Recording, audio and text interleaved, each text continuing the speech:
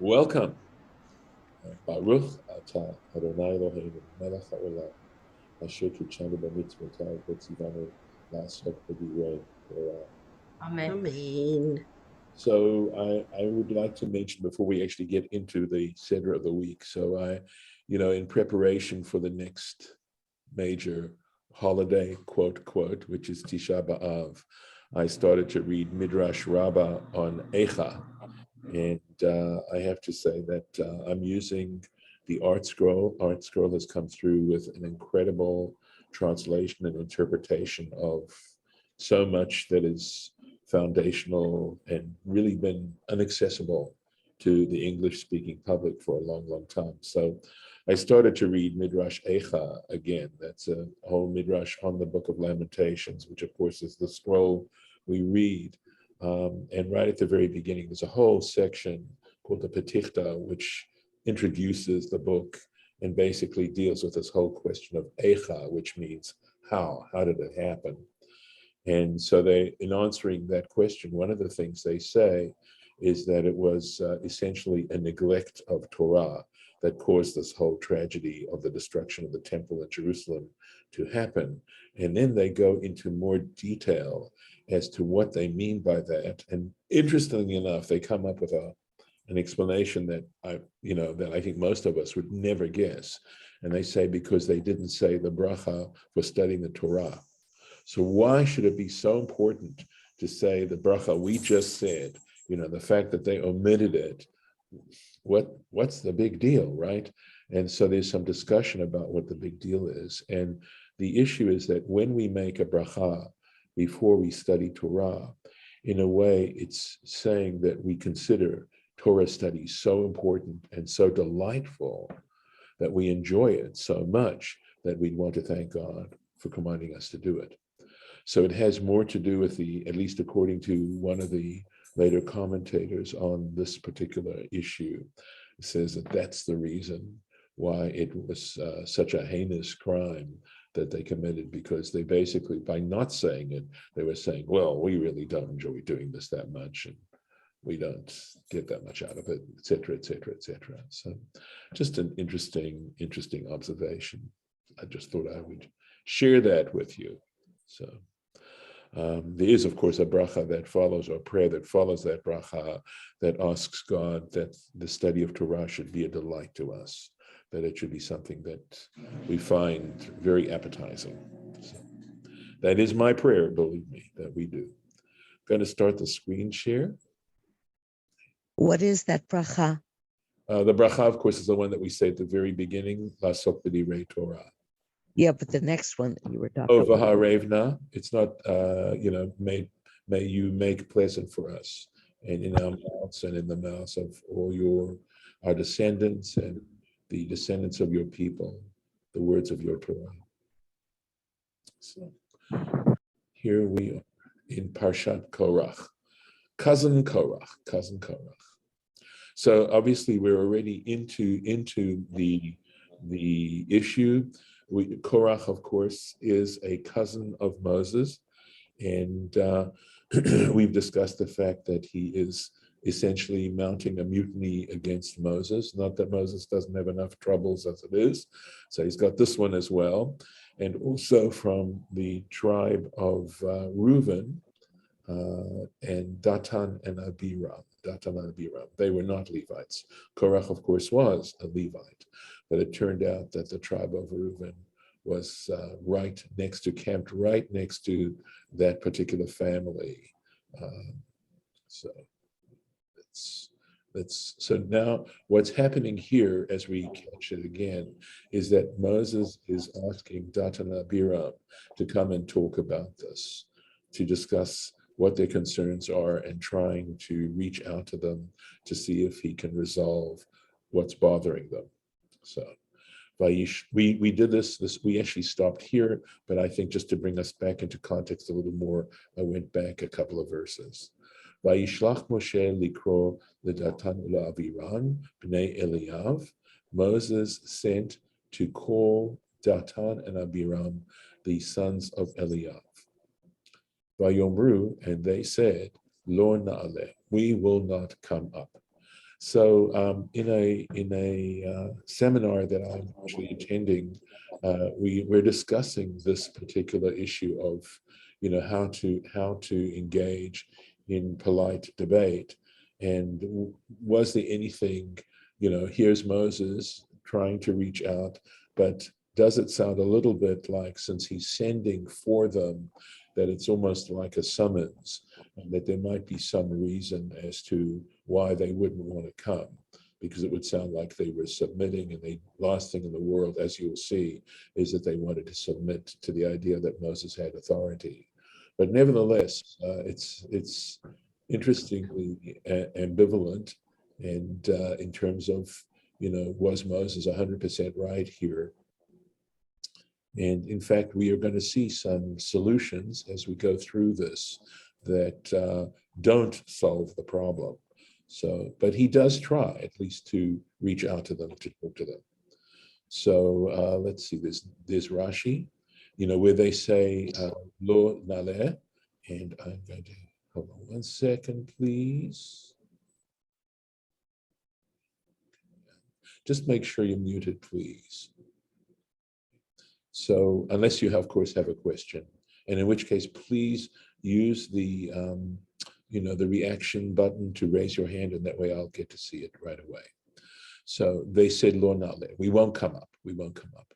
And Rashi points out that has interesting, right? So Vayishlach Moshe, Moses sent, and from Tractate Sanhedrin in the Talmud it says, Mikan, from this, she'ein machzikin b'machloket, that one doesn't try to, I'll use, speak metaphorically here, pour gasoline on a dispute. So literally it means you don't try to strengthen or be, tough when it comes to a dispute. Shahaya Moshe, because Moses, it says, Machazer Acharehem, that he that he went after them, he tried to go after them, he followed them, Lahash Limam Bedivrei Shalom, to try and get this worked out, to speak to create a situation of peace with words of peace. In other words, that he was trying in some ways or another to reach out to them, whether the text itself supports the idea that we were saying before, that nevertheless there was some sense in which he was summoning them. And they say, Lo nale, we're not going to come up. Pihem hichshilam. So it says literally their mouths tripped them up. She'en lahem ela yirida, because in fact they didn't go up. All they had was going down. And of course, we know what happened in that regard. The earth opening up its mouth, which we'll read about later. So they didn't realize that by saying that they were actually entrapping themselves. So this is what Dathan and Abiram respond. This is their response to Moses. By the way, of course, look at what's happening here, right? This is what they say, isn't it enough that you took us out, you brought us out from a land flowing with milk and honey? And what land are they referring to? Egypt. And it's so interesting that this is an incredible example of how people revise history to suit their emotional state. And we see history being revised here. Egypt, yeah, the first thing you think of Egypt, right, is that it's a land flowing with milk and honey. Of course, what were they doing there, right? They were suffering terribly and they were enslaved. But here they are saying to them, like, just trying to make, revising the facts, quote, so as to support their own argument and their own position. And this is the Torah, just so giving us an example of human behavior. Lauren. Well, I mean, I've always wondered if calling Israel the land of milk and honey was doing that same thing. Because yes, some of the best honey I've ever had has been from Israel. Yeah. But milk? A land flowing with milk? I mean, did they mean like maybe goat's milk or something that because Israel's not known for its dairy products. Don't speak to the Tnuva people about that. I don't take it. Yes, there is milk processed in Israel, and there's cheese, and I'm teasing you, Lauren. I really think it's more of a metaphor. In other words, milk meaning that it sustains you, that it's a place where you get nurtured, and honey being a place that's something that's pleasurable. By the way, that it's sweet. And I see it more as in other words, just a lovely place. It's a metaphoric way to describe a place that is extremely, both sustaining and pleasant to live in. And so maybe it was perspective that their life in Egypt felt more pleasant to them than their life in the desert. And that's it. They weren't being disingenuous or misremembering, but it was just a matter of perspective. Yes. Okay. So of course, I'm very happy that you're giving Dathan and Abiram a vigorous defense. Okay. Yeah. Let me finish this, because that while that is revisionist, look at the interpretation, because look at the position of where Korach comes. Korach comes right after Shlach Lecha, and Shlach Lecha is about how now they're condemned to die in the wilderness as a result of their faithlessness, right? So they go on to say, Lahami Tenu, to cause us to die, Bamidbar, in the wilderness. Right, but that's a partial truth. Okay, there's a reason why they're doing that, right? It's because they didn't want to go into the land of Israel. They didn't want to do it. But so this is the consequence, and so now they're focusing simply on the consequence. And even if we accept what you're saying, Lauren, that by comparison, the bitter enslavement in Egypt, where they were killing the boy babies, and they had taskmasters, and they were treated very cruelly, compared to life in the desert, was better. Let's even accept that argument. And of course, here they are going to die off in the wilderness. They've been told that's what's going to happen to the generation that was 20 years and older, that got counted, and mustered essentially to go into the land of Canaan. But they didn't want to. And not only that, when they were told, they then rebelled again. So, there's reasons for this. So again, partial truth. All right. So they're saying, isn't it enough that you did that? Ki tistarer aleinu gam histarer. That you want to control us, essentially it means. That you assume authority over us. So not only have you treated us so badly, but here you are trying to control us, trying to have authority over us. Again, I see such human behavior in this. And Lauren, believe me, I'm open if you would like to add anything, given this whole sentence here. Okay, just feel free, of course, right? Let's go on and see where we are. Okay, so this is where we actually pick this up. Af lo el eretz zavat chalav hevi altanu. Not only have you not brought us to a land flowing of milk and honey, vatiten lanu nachalat sadeh v'charim, and given us, not only have you not done that, but you haven't given us this inheritance of a field and vineyards. So so this is an example of biblical euphemism, and Rashi's going to explain that. So literally it means, should the eyes of those people, hanashim hahem, tinaker, be gouged out, lo na'aleh, we will not go up. But when they say those people, that's the euphemism. They're talking about themselves. Even if our eyes were to be gouged out, we wouldn't come up to discuss this with you, right? We aren't going to go up with you. Rashi's going to explain that here. Okay. All right. Let's go back. Thanks. I saw the chat. It's very nice. Okay. Vatiten lanu, right? And give us. Rashi. Hadavar musav alo ha'amur lamala. So he's saying this what's coming now is also contingent on that you haven't that was said above, right? Klomar, that is to say, lo hevi'otanu, you haven't brought us. V'lo natata lana nachalat sadeh b'cherem.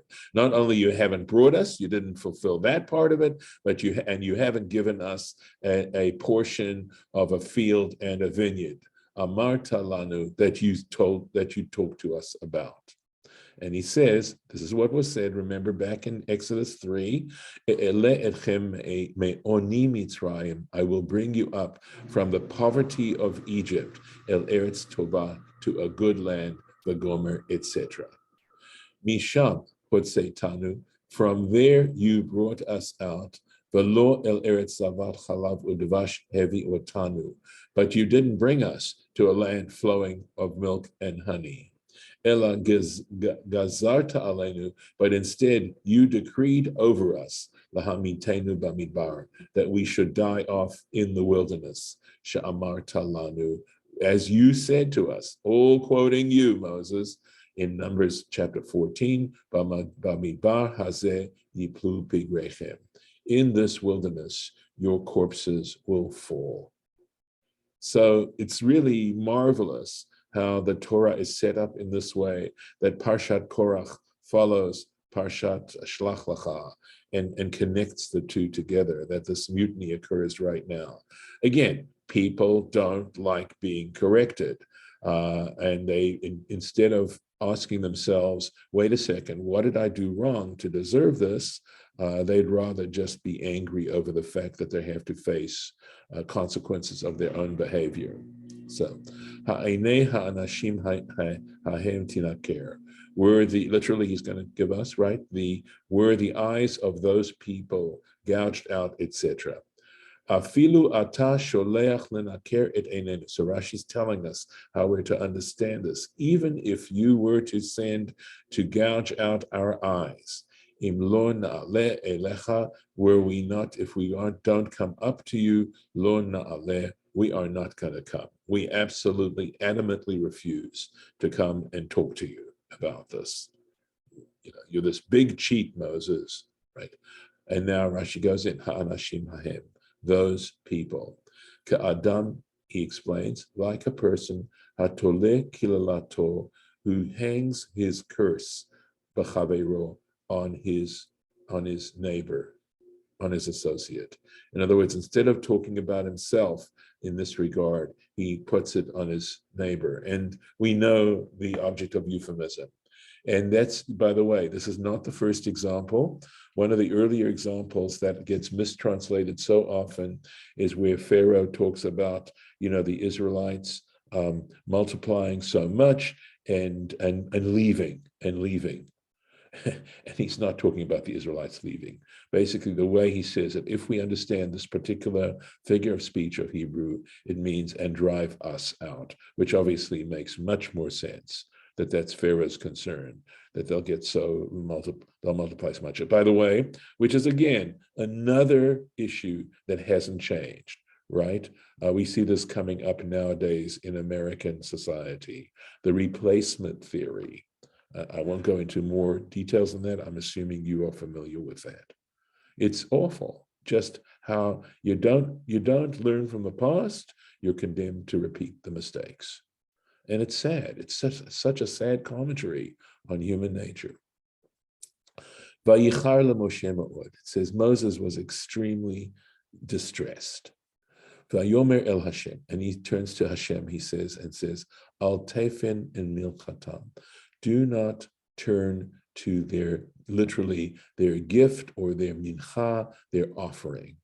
Lo chamor echad mehem nasati. I never used one donkey of theirs.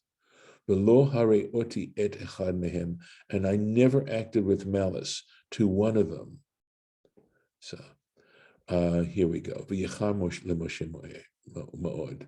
It could have meant, the reason why Rashi is commenting on this, because sometimes the word charon means anger.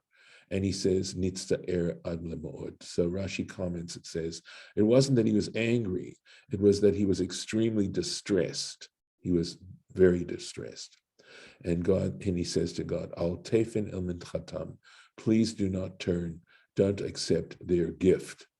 Lefi pshuto, according to the simple meaning of the sentence, haktoret shehem makrivim lefanecha. He's referring to the incense offering that they would come and offer before God. Machar, on the next day. Al tafein alehem, do not accept this offering. So here it's just simply saying, don't accept the offering. Of course, the consequences, as we'll find out, are actually disastrous, but it isn't necessarily that Moses is saying that. Okay, just simply saying, don't accept it. In other words, as an act of appeasement. Umidrasho, and speaking more poetically about this, right? Amar, yeah, Golda, I'll stop. Golda? Okay, I have a problem, and I don't know if Rashi had the same problem, but I don't remember it. Okay. Dathan and Abihu, Yes. they have two fathers. They That- have Eliav is one father, but each of it's marked as first. It's marked as is from Reuben, but Yes. he's also could be from Zebulun. Really? Yes, Huh. 1:9 and 2:7. You mean Numbers 1:9 and 2:7. So interesting. I was looking it up and I go, wait a minute. I've seen that name somewhere Okay, before. no problem. Let me explain. No problem. Okay, thank you. I was not aware of it. I didn't catch it, and I'm so glad you did. So was Zebulun, the question that I would have is, was the tribe of Zebulun associated with the tribe of Reuben? You mean in the When they where they're counted them? standing around the Right, exactly. Remember, because they talk about wait a minute, I've got that.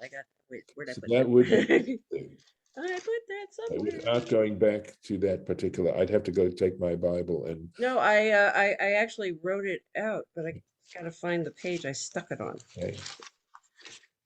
There it is. I see it. Zebulon, okay, if Zebulon is associated with Reuben, then the Torah it's fine. It's simply, Yeah. then that's not a problem, because the three tribes that were, the two tribes that are associated with the tribe of Reuben sort of come under the general heading. So I think it's Reuben, Okay. Shimon, and what's the I- third one? Gotta find it. I don't think so. I put that whole thing. Where did I put that? Oh, here it is. The encampment. Reuven Mhm. is south with I'm Simeon and confused. Gad, and So it's not- Zebulun is with Judah. Let's go early. It's Issachar and Zebulon. yeah, right. Zebulon are the traders. So that is interesting. I'll have to go back. I don't want to do it right this second. No, I just I'll have to I go- don't, if Rashi didn't have a problem with it, but I No, have a problem. We have, of course. Okay. No, we have to 'Cause- go back and look at those And genealogies. yeah, and I'll which tell you way what, which way yeah. is it worse? I guess I don't.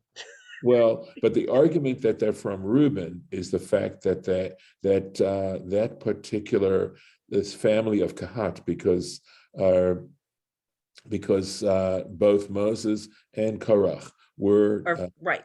children of Kahat, and that tribe was again south, and so was Reuben south. Right. So the idea, But Moshe himself is east, and so is Judah and Zebulun. correct. So I So need either to way. go back. That's a really interesting, very problematic issue. If what you're Yeah. saying is right, would you please send in the chat those references? I can, absolutely. Okay.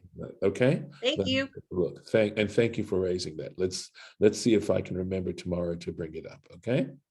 All right. So we're just now discussing this statement that where Moses is saying, do not accept their offering, right? And on the one hand, on the simple level, meaning the one that's going to come up tomorrow, but there's another interpretation. Amar, he said, Moses, Yodea ani, I'm aware, sheyesh lahem chelek b'tamidei tzibur. He says, I'm aware that because all the Israelites have a portion in the daily offering, right? In the lamb that's brought in the morning and the lamb that's brought in the afternoon.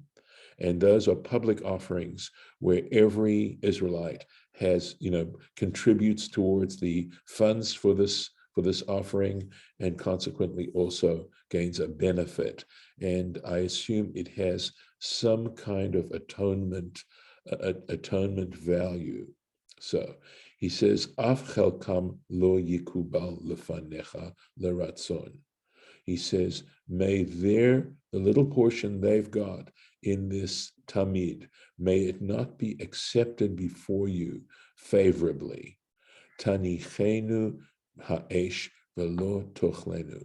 May that part of the tamid be left alone by the fire and not consume it, which is interesting, sort of very interesting description, that the idea that by being consumed in the fire, that is saying that God is accepting this.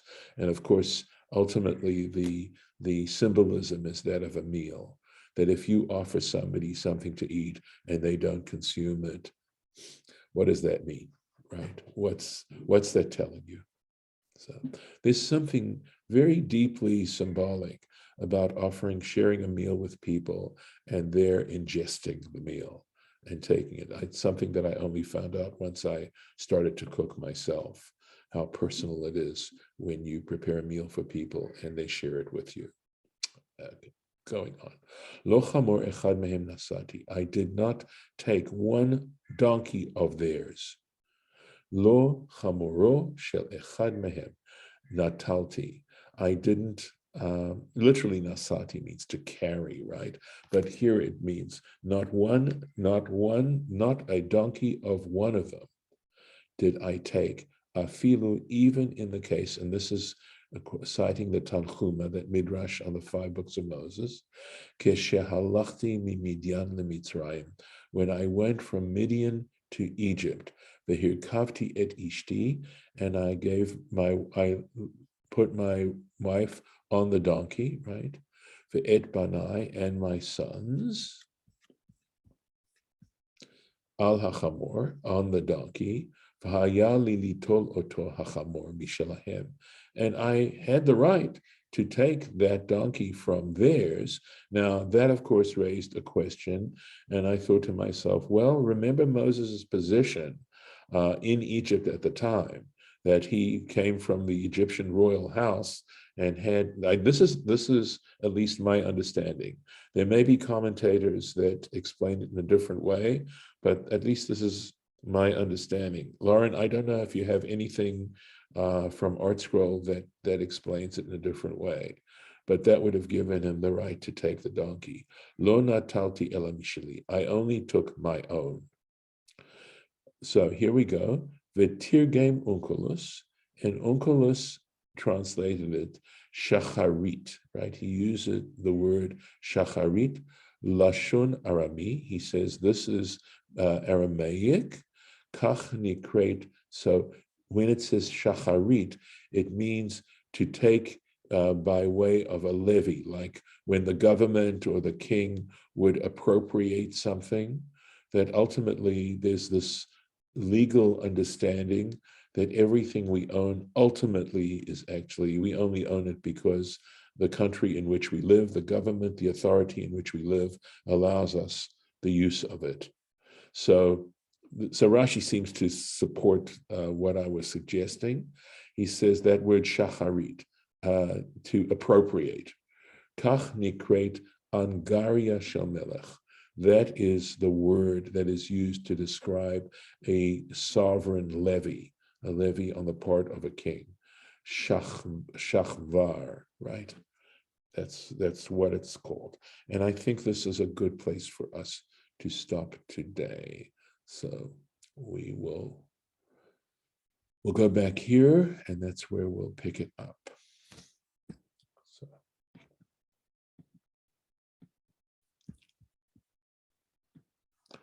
So things are heating up.